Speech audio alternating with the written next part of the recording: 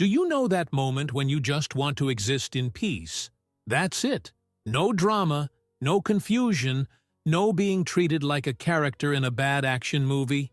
That's exactly what I wanted that day. I woke up, showered, grabbed my backpack, went to the coffee shop on the corner and ordered a large latte. My plan? Sit back, relax, and pretend the world was a normal place.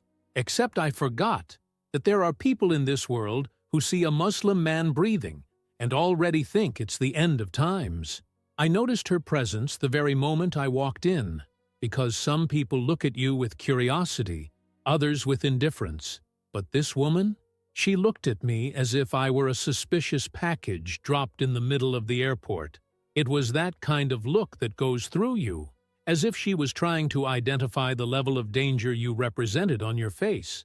She had that vibe of someone who spends all day calling HR to complain that the cashier used a disrespectful tone of voice towards her. The short hair, the authoritarian manner, the bag slung over her arm like a shield. And the face? Well, the face was that of someone who's already decided you're guilty of something, just hasn't figured out what yet. I did my best to ignore it. I got my coffee, sat down in the corner of the cafeteria, and pulled out my cell phone. Messages from my mother. Are you having lunch at home today? And then another, I'm making rice and chicken. Like any normal person, I began to reply. But apparently, for this woman, that was a problem. Because I hadn't even finished typing when I realized she was still staring at me. Only now, in an even more intense way. As if my mere presence had ruined her day. And that's when I saw it. She picked up the phone. The woman didn't even try to be discreet. It was that frantic movement of someone typing something urgent, something serious. Her gaze went from the phone to me, from me to the phone. And I, naive as I was, thought she might be sending a message about something else. Maybe she was fighting with her husband. Maybe she was complaining about the coffee. Maybe she'd remembered that she'd forgotten her dog in the yard. But no, because then she started talking. Loudly. Yes, I'm here. He looks suspicious. He's got a big backpack.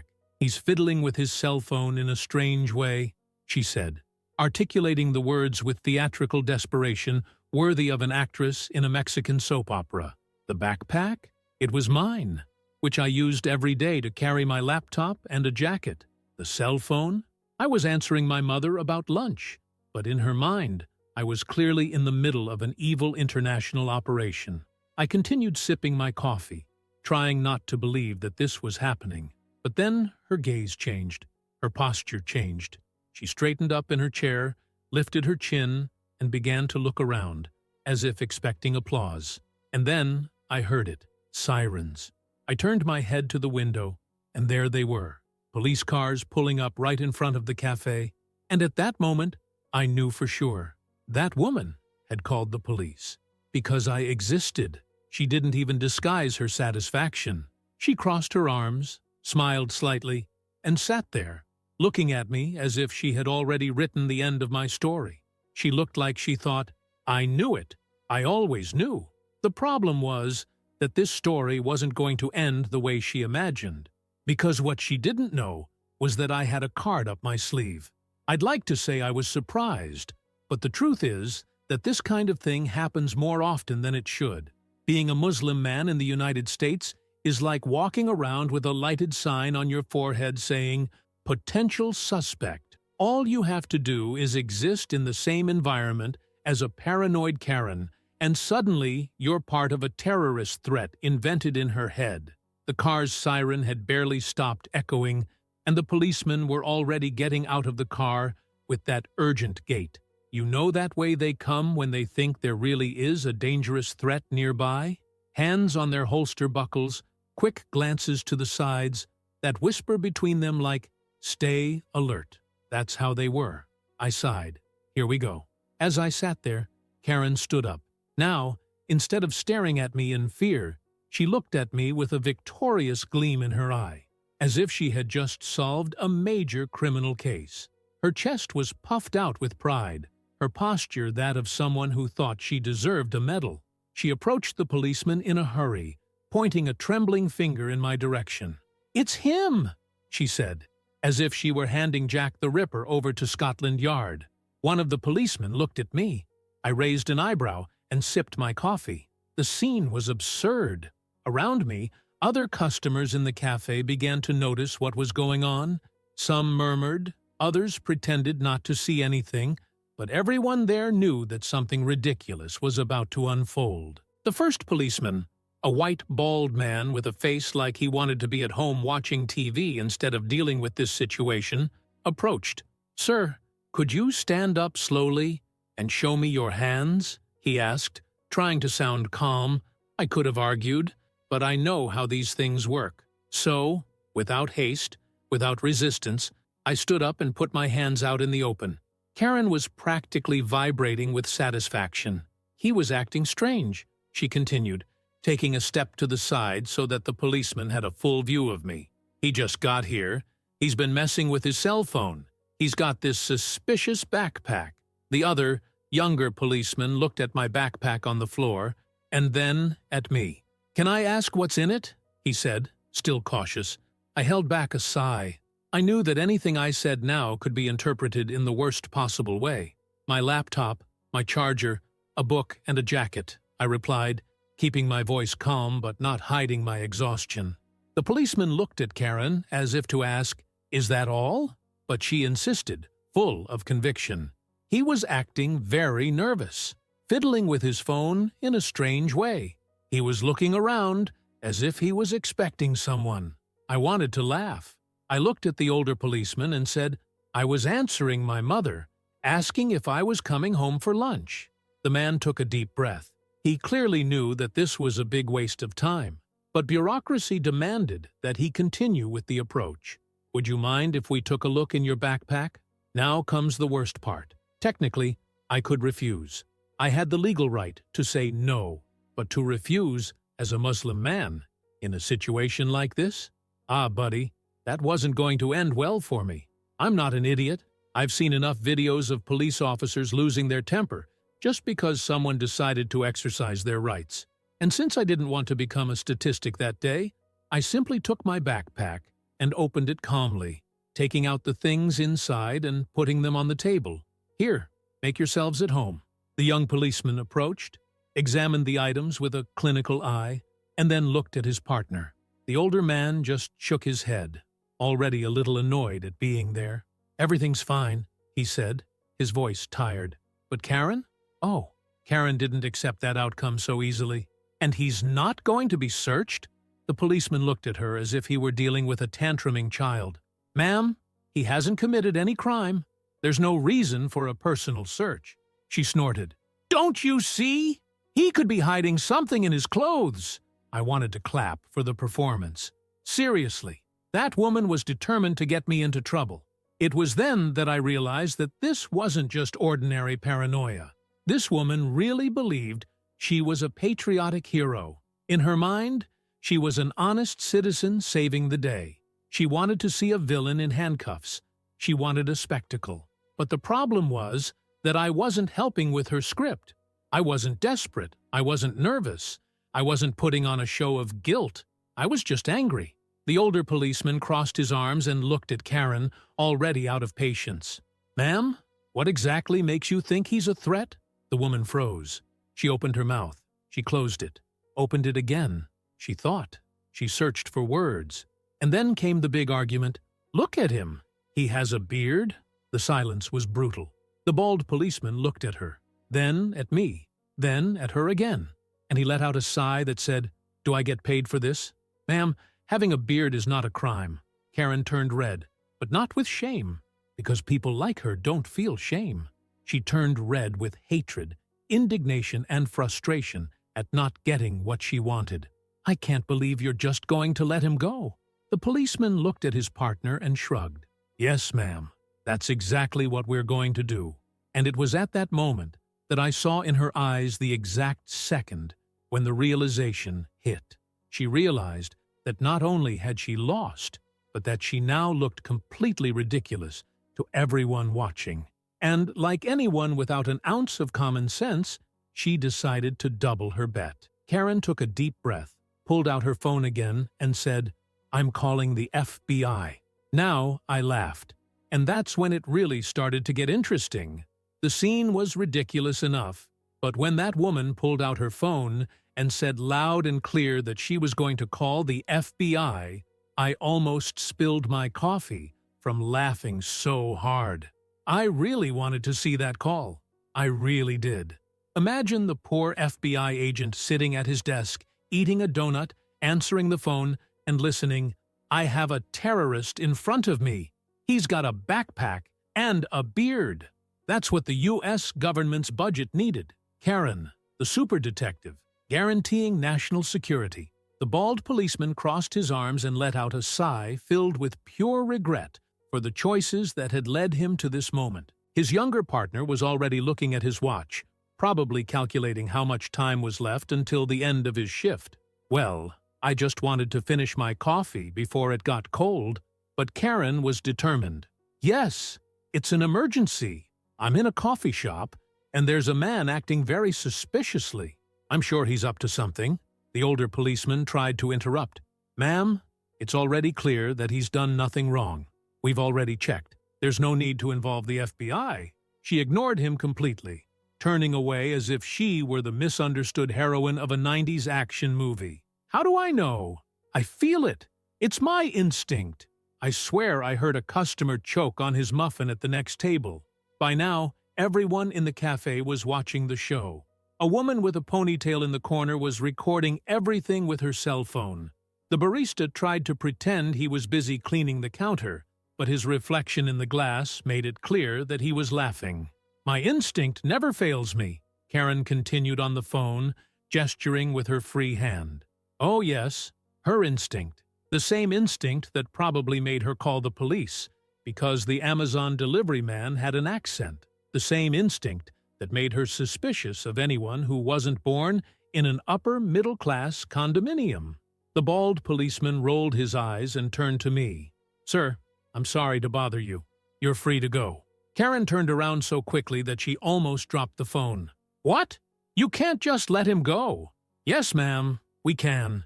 Because he's done absolutely nothing. The look on her face was pure revolt. But what could she do? The police had already made their decision, and even her call to the FBI wasn't going to change anything. But I didn't want to leave without having some fun. I picked up my cell phone, unlocked the screen, and looked at Karen. Hi, Mom. I'm having lunch at home today. She turned red. The policemen looked at each other, and even the youngest laughed a little. Karen, however, wasn't laughing. She was trembling. But it wasn't a tremor of fear. It was frustration. She wanted me to be handcuffed, arrested, taken to a dark room and interrogated for 48 hours. She wanted to see a helicopter arriving, agents in dark suits pointing guns, sniffer dogs tearing through my backpack. But instead, she was there, alone, screaming into the wind. And me? Well, I was just finishing my coffee. Officer, this is absurd, she shouted, trying to find any trace of authority in her voice. But the policeman had had enough. Without saying another word, the older man turned and started to leave the cafe. The younger man followed him, but not before giving Karen one last, "What a waste of time" look. And then she found herself alone. Alone in the middle of a cafeteria full of people staring at her as if she were a 5-year-old throwing a tantrum because the Happy Meal came without a toy. I could have left too, but I decided to wait just a little longer. I saw when she looked around and realized that no one was on her side. Not a single customer in the cafe was going to stand up and clap for her heroic act. No employee was going to thank her for keeping the environment safe. No policeman was going to come out as her knight in shining armor. She wasn't a hero. She was just a hysterical white woman who, out of pure prejudice, decided that I shouldn't be there. And now, with no support, no police, and no audience, she finally did what she should have done all along. She picked up her bag and stormed out the door, her heels hitting the ground like hammers of defeat. The silence that remained was delicious. I looked at the barista, who smiled and asked, "Would you like another coffee, courtesy of the house?" "Of course," I replied, leaning back in my chair. After all, After all that acting, the only thing I wanted was to finish my coffee in peace. I sat back in my chair, took a deep breath, and accepted the coffee that the barista had brought me. It was still hot.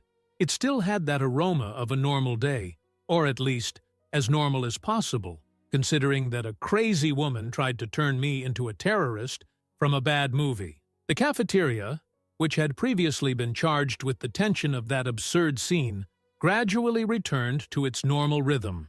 People resumed their conversations, the barista resumed his service, and the customers who had attended the free concert began to disperse. But I knew that the story wasn't completely over yet, because Karen, this walking hurricane of paranoia and prejudice, was not the type to accept defeat easily. And, as I had predicted, less than 15 minutes after she left, I saw her again, outside, on the other side of the street. She was standing there, cell phone in hand, typing furiously. Oh, so that's how she was going to play it now? She'd lost in a shouting match. She'd lost with the police. She'd lost in front of everyone. And now she was going to resort to the last strategy of the week, complaining on the internet. Probably some Facebook post starting with, "Today I went through a scary moment," followed by a bunch of exaggerations about how she felt in her heart that something terrible was going to happen, and that the police, those incompetents, didn't want to act. The typical Karen manual. I watched as she paced back and forth, huffing and puffing, looking at the screen as if she were writing a manifesto. My guess? Something along the lines of, "The world is dangerous. I saw something suspicious, and nobody did anything about it. Are we going to wait for a tragedy to happen? Where are the real patriots?" And of course, the best line of all, "We can't even feel safe in our own country anymore." Because, after all, nothing makes a rich white woman feel more oppressed than seeing a Muslim man calmly drinking coffee. But what Karen didn't know was that she had already lost a lot before she started typing. Because while she was desperately trying to regain her dignity on the internet, someone had already posted the entire video of her scene in the coffee shop. Yes, someone recorded everything, and that video was already running. I picked up my cell phone, and without having to look very hard, I saw the notification popping up in my feed. White woman tries to call police on Muslim man who just wanted to drink coffee. The video had already been shared hundreds of times in less than 10 minutes. The title? A classic. Karen of Terrorism, the new episode of Shame. I clicked play, and there I was, sitting calmly while Karen gesticulated desperately, trying to turn me into a Marvel villain. The quality was excellent. You could see every detail of her indignant face when the cops basically told her to shut up. Even better? The comments. They could have at least given this performance an Oscar. And then came the classic. Because, friends, if there's one thing the modern world doesn't forgive, it's viral racism. And I knew it was only a matter of time before her life started to fall apart. I grabbed my coffee, took a sip, and continued to watch the circus burn. And I didn't even have to wait long. Minutes later, the video began to reach the general public. People started sharing it, tagging friends, making memes. Her name soon appeared. Because, of course, there's always someone who knows her. It was only a matter of time before they found her Facebook profile. In less than an hour, the comments on her posts began to explode. Hateful messages, mocking, people asking the company where she worked to make a statement. I knew what would happen. I've seen this script before. First, she was going to try to argue, say it was a misunderstanding. Then, when that didn't work, she would delete the profile. Then came the final blow, the generic apology post. Exactly as expected, around 3 hours later, the company where she worked posted a public statement. Discriminatory behavior of any kind. We are investigating the situation. The translation: she was fired. Simple as that. They say the internet is unforgiving. And in this case, I thought it was well-deserved. It wasn't just about me. It wasn't just about that day. It was about how many other people this woman must have judged, humiliated, put in dangerous situations just because she thinks she's the supreme judge of morality. How many times before has she called the police because someone looked suspicious? How many times has she made someone's life a living hell just because she could? Now she was tasting her own poison. And the best part? I didn't even have to do anything. I just let the world give her the answer she deserved. The next day, I went back to the same cafe. This time, no cars, no shouting, no live show of prejudice. The barista recognized me, smiled, and asked, "Latte grande again?" "Yes, but this time without the police, please." He laughed and placed the order. While I was waiting, I took out my cell phone and looked at the updates. Karen's profile? Deleted. The company? Posted another note saying they no longer had any relationship with her. And the best part? The video already had millions of views. It looks like Karen finally got what she wanted. She became famous, but in a way she never expected. I took a sip of my coffee, took a deep breath, and smiled. Finally, I could finish my coffee. If you liked it, don't forget to leave a like and subscribe to the channel.